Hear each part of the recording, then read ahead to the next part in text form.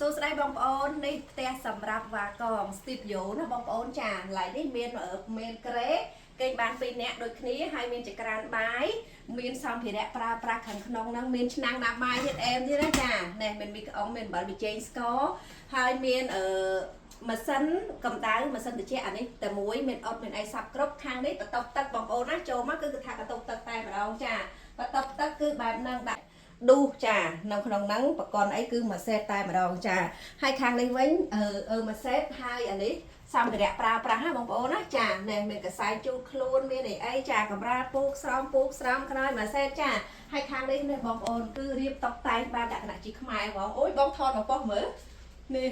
ថតរបស់មើលចាណែរៀបតុបតែងបែបលក្ខណៈជាខ្មែរបងប្អូនខាងនេះគេបាន2នាក់ហើយចង់ដាក់ថែម2នាក់ទៀតក៏បានដែរម្នាក់2នាក់អីទៀតចាំគេលក្ខណៈគ្រួសារណាបងប្អូនចាហ្នឹងហើយនេះទូទឹកកកអីប្រើប្រាស់ហើយចូលមកដល់ក្នុងនេះទៀតចាខាងក្នុងនេះធម្មតាមានទ្វារបិទបើកណាបងប្អូនណាហ្នឹងហើយទ្វារបិទបើកយើងចាំអត់ឃើញគ្នាចាំអីទ្វារបិទបើកបានអានេះទូដាក់ខោអាវមានភួយមានមុងមានខ្នើយចឹងទៅហ្នឹងហើយចាហើយខាងនេះវិញ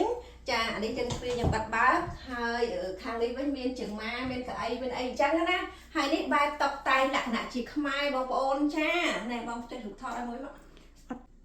លក្ខណៈជាខ្មែរបងប្អូនណាបែបតុបតែងជាខ្មែរចាហើយនេះមានតាមួយហើយនេះក្រែនេះទាញមកបងប្អូនណាហ្នឹងហើយក្រែនេះគេបាន2នាក់ដូចគ្នាហើយចង់បន្ថែមមនុស្ស2នាក់ទៀតដាក់ខាងនេះមកគឺបានចាបែបហ្នឹងឯងអញ្ចឹងបងប្អូនខ្មែរដែលរស់នៅក្រៅប្រទេសមិនថាអាមេរិកកាណាដាអូស្ត្រាលីចាឬក៏បណ្ដាក្នុងសហគមន៍អឺរ៉ុបដែលចង់មកលេងទីក្រុងប៉ារីសចង់មកលេង Disneyland ចាយកកូនមកលេងមកកេង2យប់3យប់អីចឹងណាឬក៏ចាមានសង្ឃមេខ្សាលវ៉ាអឺរ៉ុបនៅចិត្តនឹងទៀតជិះប្រហែលជាតែ10នាទីទេទៅដល់ហើយនឹងរោ Disney អីនេះគឺថានៅក្បែរនឹងតែម្ដងចាចង់កក់ចង់ reserve ចង់ដឹងព័ត៌មានផ្សេងឆាតចូលមកក្នុង page ចាខ្ញុំនឹងប្រាប់តម្លៃជូនហើយនឹងទីតាំងជូនដល់បងប្អូនខ្មែរដែលចង់មកលេងចឹងណាបងប្អូនចានិយាយទៅផ្ទះនេះតម្លៃល្អបងប្អូនចាតម្លៃល្អមែនទេចាអញ្ចឹងខ្ញុំផ្សាយនេះខ្ញុំផ្សាយច្រើនដងបងប្អូនអញ្ចឹងក៏ចង់ឲ្យបងប្អូនខ្មែរចារកផ្ទះខ្មែរដែលជួលហើយតម្លៃក៏សមរម្យទៀតចាមានសម្ភារៈប្រើប្រាស់បើយើងទៅជួលអូតែលជួលអីគេដូចដឹងស្រាប់ហើយនៅចាណែមានជាក្រាមជើងឆ្នាំងសម្ភារៈប្រើប្រាស់នេះមានកឲ្យទៀតសាហាវម៉េចអូ